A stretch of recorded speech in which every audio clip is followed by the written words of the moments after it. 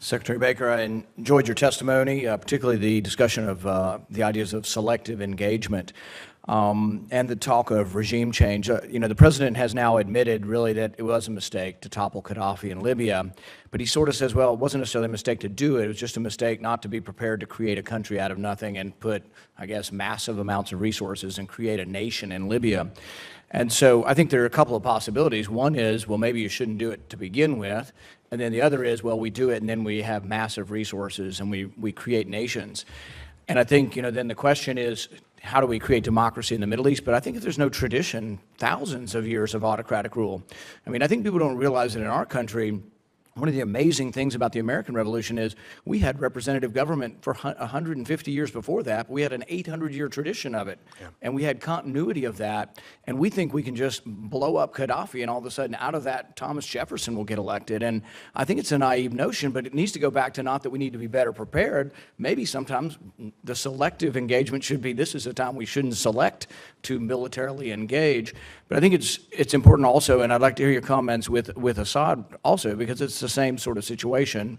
And then the only other thing I'd mix into that to see if you'd comment on it is that I think ultimately the solution in Syria is not saying, well, Russia can be no part of it. I think Russia's got a base there and been there 50 years. Probably engaging Russia on a solution to Syria may be part of the answer. They absolutely have to be a part of it, and so does Iran. The idea that we could come to some sort of an accommodation or agreement with respect to the future of Syria without having those two players is ridiculous. I think, Tom, you'd probably agree with that. And so, I think we can have bipartisan agreement on that. That would be, they got to be at the table. If you're going to have and that's, I think, what Secretary Kerry is now trying to bring about. Right. Some sort of an agreement or negotiation that would tend to improve the situation. But you're quite right in your comment about selective engagement. That's why I like the paradigm, because you look at each one of these discrete and specific foreign policy problems through the prism of our national interest and our principles and values, and you say to yourself, okay, if we take this action, where's it going to land? Where's it going to lead? What's it going to lead to? And decide then that's the way a president ought to approach these things, and look at where the vital national interests of the country are at stake. You might decide to even go as far as the military. If you don't get to that point, you still have the tools of our political, economic, and diplomatic engagement. Well, I like the idea of the guiding principle being our vital national interest.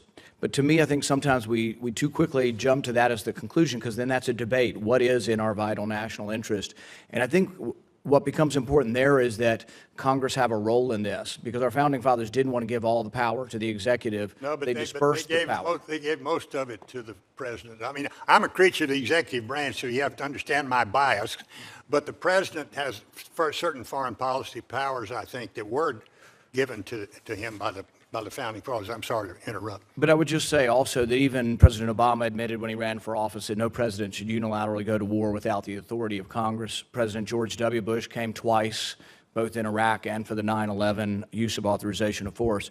My point is that in determining what is in our national interest, if we have debate, then we can get to what is actually in our national interest. But that means that Congress has to retain some authority, and that we should ask Congress's permission before going to war, particularly Libya. He should have come and asked. My guess is the debate would have been very messy, but maybe we wouldn't have gone into Libya. Gaddafi might still be there, might still have problems, but we wouldn't have chaos. I certainly agree with that, Senator Paul. It's always best if the legislative and executive branches are on the same wavelength when you start talking about sending our young men and women into harm's way. So whenever it's possible, the president should come to the Congress and seek their approval. In the first Gulf War, I'm convinced that President Bush 41 we had a Democratic House and a Democratic Senate, and it was extraordinarily unpopular to do what we were beginning to do, getting ready to do. And the only way we got approval of Congress was to go first to the Security Council of the UN and get a use of force resolution by them. Still, President Bush brought the matter, President Bush 41, to the Congress. But I want to tell you something. Had the Congress turned him down, I still think he would have done what he did. I don't think we'll ever resolve that issue of who has the ultimate power, the commander-in-chief or Congress's ability to declare war. Well, one of the exceptions that is granted by almost everybody on whatever side of this issue you're on is that if we're under imminent threat, if there are missiles being launched against us, obviously the commander-in-chief would want to have the power to make an imminent response. And the president said this in 2007 when he ran, unless there's an imminent threat. And when I questioned him on Libya, he said, yes, there was an imminent threat to Benghazi. And I was perplexed by that answer because I always thought an imminent threat was to the United States, not to a foreign city. Because if we make the standard that an imminent threat to any city around the world would be okay for the president to unilaterally begin a war because any city around the world was under imminent threat, I think that would be a standard that would be absurd. I mean, wouldn't you recognize the standard at least to be that the imminent threat would be to the United States or to a military base of ours or to some sort of asset of ours? Well, yes, but if you look at Article 51 of the UN Charter, it says that any country that feels they need assistance can call on another UN member state to assist them. And that's exactly what happened when we went into Kuwait to kick Iraq out of Kuwait. It wasn't an imminent threat to the United States. There was no imminent threat. There was no threat to the United States at all. We went into, the surest and best test of a great power is if you have to act unilaterally, you do so. Always best to act multilaterally. I know we would agree on that, but that's that's the best test of a great power. If it has to act unilaterally, we went into Panama with nobody's consent. Okay, they were brutalizing our servicemen down there, and we invaded. We took it over. We grabbed Noriega and brought him back to the United States. So there are circumstances when that is appropriate. I think, on balance, it's always better for the executive and legislative to be in sync and for the United States to act with allies.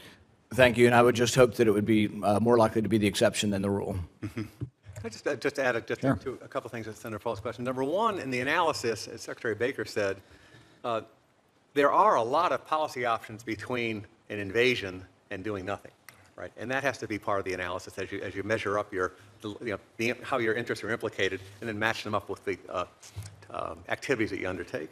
Number two, I agree with respect to Syria, and this President Obama and Secretary Kerry are deeply engaged in, that a political solution there is first best, and we're working on that, obviously, with the Russians specifically. But third, it is important, and we talk about governance and we talk about a lot of the other things that we need to do as a nation. It is important to understand that we have a really serious security problem with ISIS, and we will not be settling the problem with ISIS at a peace conference. And the United States is going to have to lead an effort to eliminate that threat. And it's going to be through force, unfortunately. And last, I agree with Secretary Baker, obviously, is that we have all manner of obligations around the world, including obligations to our allies and partners and coalitions, which obligate us to act with force if sometimes necessary. The only quick response I would make to that is, with regard to ISIS, we have to ask the question, are they bigger and stronger because of our involvement in pushing Assad back and creating a space for allowing them to grow, or would they be less likely to be a threat if Assad were still stronger?